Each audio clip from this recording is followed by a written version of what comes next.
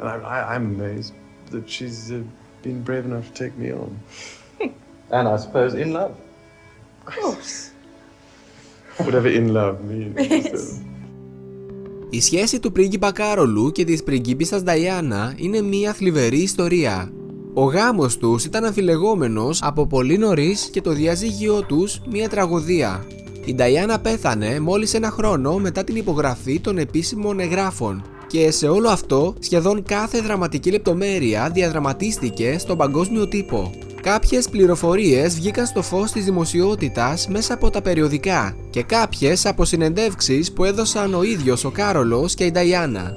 Ήμασταν 3 σε αυτό το γάμο, οπότε υπήρχε συνοστισμός, είπε η Νταϊάννα στην περίφημη συνέντευξή της στο BBC, αναφερόμενη στην Καμίλα Πάρκερ Μπόουλς το 1995. Do you think Mrs. Parker Bowles was a factor in the breakdown of your marriage?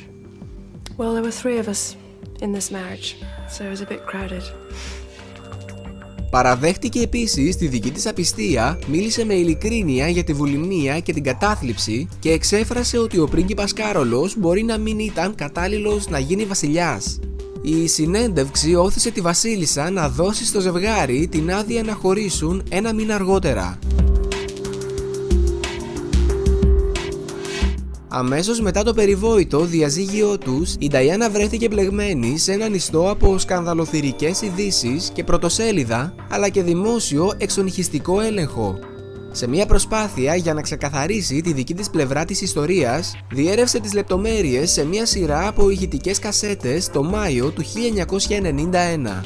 Αφού εμπιστεύτηκε τις πληροφορίες στον στενό της φίλο James Colthurst, τον έβαλε να παραδώσει με ποδήλατο το πακέτο με τις κασέτες από το παλάτι του Kensington σε έναν Βρετανό δημοσιογράφο ονόματι Andrew Morton.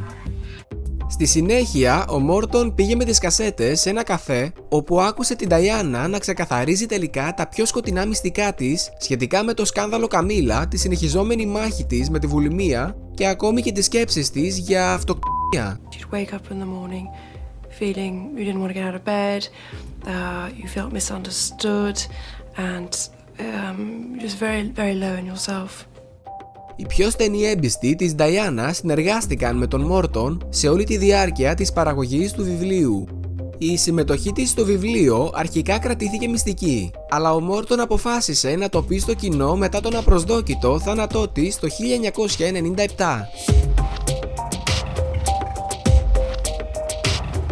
Η βιογραφία βόμβα Νταϊάννα, η αληθινή της ιστορία μέσα από τα δικά της λόγια, βασισμένη στις κασέτες, δημοσιεύτηκε τελικά το 1992. Η Νταϊάννα έγραψε στον Colthurst 6 μήνες πριν από την έκδοση του βιβλίου για να μεταβιβάσει το άγχος της για τη δημόσια φρενίτιδα που θα συνεπαγόταν η κυκλοφορία και εν τέλει την ανακούφιση που θα ακουγόταν η φωνή της. Η ζωή μιας πριγκίπισσας θεωρήθηκε από το μαζικό κοινό ως ένα βασιλικό παραμύθι, αλλά η ταραχώδης πραγματικότητα αποκαλύφθηκε ότι απέχει πολύ από αυτό. Στις κασέτες, η πριγκίπισσα Νταϊάννα αποκαλεί περίφημα την Καμίλα Πάρκερ Μπόουλς στο τρίτο πρόσωπο του γάμου της.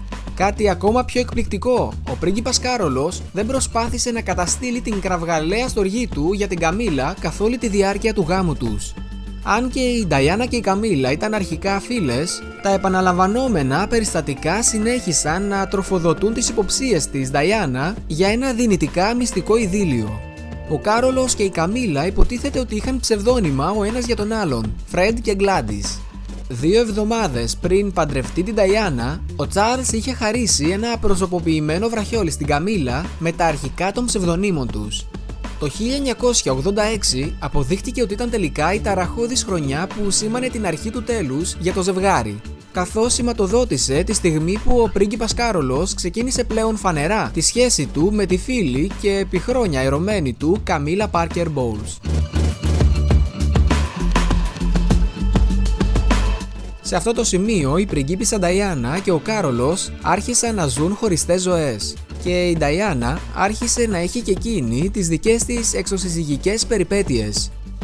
Εάν απολαμβάνεις το βίντεο μέχρι στιγμής, βεβαιώσου ότι έχεις κάνει εγγραφή στο κανάλι για ακόμη περισσότερα. Σύμφωνα με την Νταϊάννα, το άγχος που προκλήθηκε από τον αποτυχημένο γάμο τους είναι αυτό που υποκίνησε τη διατροφική της διαταραχή, η οποία όπως είπε ξεκίνησε μετά τον αραβώνα τους. Σύμφωνα με το βιβλίο, η Νταϊάννα αναφέρει: «Ο σύζυγός μου έβαλε το χέρι του στη μέση μου και είπε «Ωχ, λίγο τσουποτί εδώ, έτσι δεν είναι?» Και αυτό πυροδότησε κάτι μέσα μου». Η έντονη διαφορά ηλικίας του ζευγαριού και η καταραίουσα ψυχική κατάσταση της Νταϊάννα λέγεται ότι ήταν οι κύριοι ένοχοι του αποτυχημένου γάμου, σε συνδυασμό με την απροθυμία της Νταϊάννα να λάβει συνταγογραφούμενα φάρμακα και να συμβαδίσει με τη θεραπεία.